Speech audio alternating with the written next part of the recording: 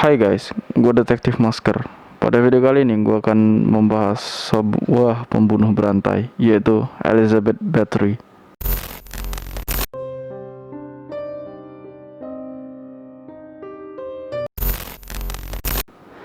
Elizabeth Bathory adalah putri dari keluarga bangsawan Hungaria. Bathory, dia lahir antara tahun 1560 atau 1561 di kota Nyírbátor, kerajaan Hungaria.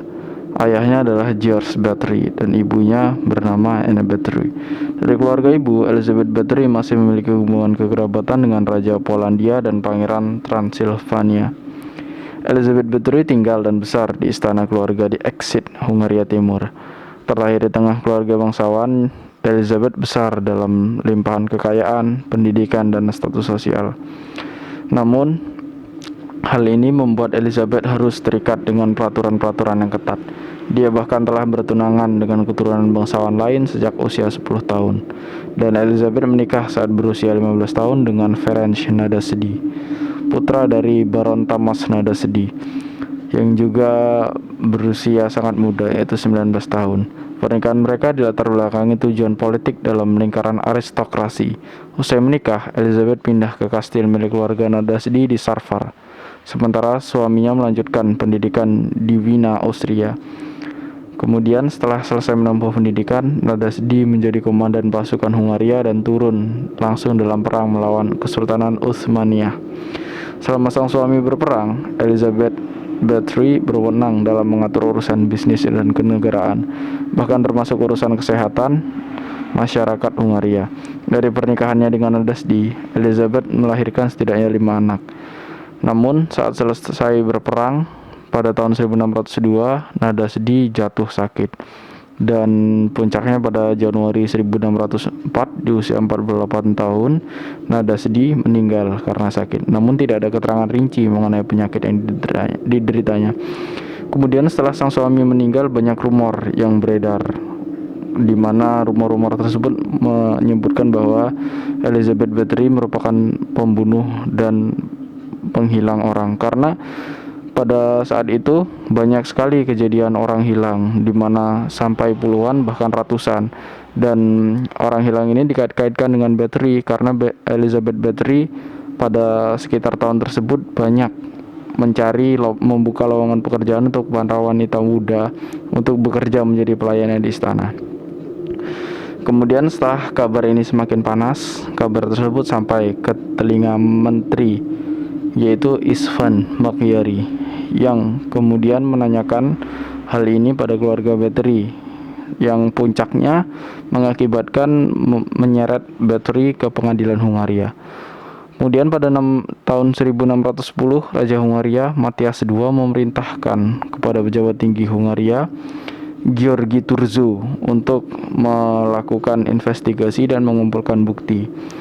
Kemudian penyelidikan dilakukan dengan memanggil lebih dari 300 saksi. Catatan persidangan menuliskan keterangan diberikan oleh 4 terdakwa yang membantu Elizabeth, belasan saksi, serta keterangan dari pemuka agama bangsawan hingga rakyat jelata, termasuk pekerja di kastil Sarfar.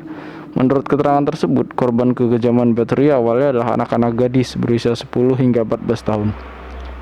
Mereka adalah anak-anak rakyat jelata yang kebanyakan ditawari pekerjaan sebagai pelayan kastil dengan bayaran yang cukup tinggi.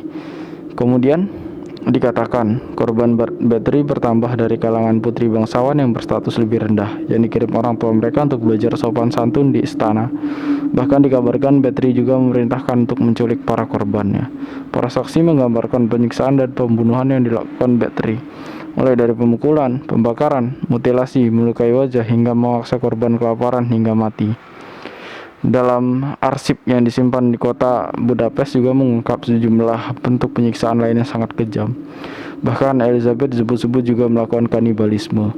Kemudian kembali lagi ke tahun kasus tersebut, pada akhir tahun 1610 dikatakan penyelidikan yang dilakukan György Turzo membuahkan hasil. Setidaknya ada saksi yang melaporkan melihat langsung kekejaman yang dilakukan Elizabeth bersama dengan 4 pelayannya. Bersama petugas, Turzo langsung menuju kastil Kahtis dan menahan Elizabeth beserta para pelayan yang membantunya.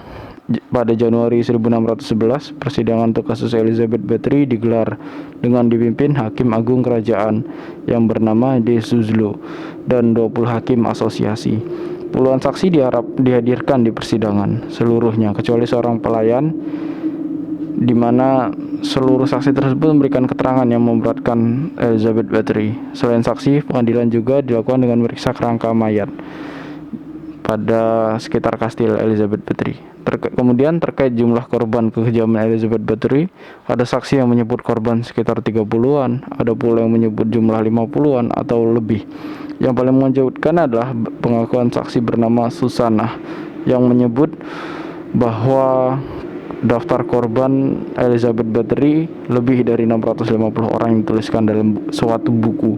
Namun buku tersebut sampai saat ini tidak dapat dibuktikan keasliannya karena tidak pernah ditemukan. Kemudian setelah diputuskan bersalah sebagai pelaku pembunuhan ratusan orang, Elizabeth Bathory dipenjara di Kastil Kahtis dan ditempatkan dalam sebuah ruangan tertutup tanpa jendela. Hanya ada sebuah lubang yang digunakan untuk sebagai ventilasi dan tempat memasukkan makanan.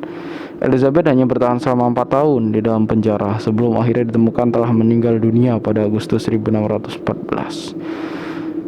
Menurut salah satu laporan menyebutkan jika malam sebelum kematiannya Elizabeth mengeluhkan kedinginan. Namun hal tersebut tidak diindahkan oleh penjaga hingga akhirnya dia ditemukan sudah tak bernyawa pada pagi harinya.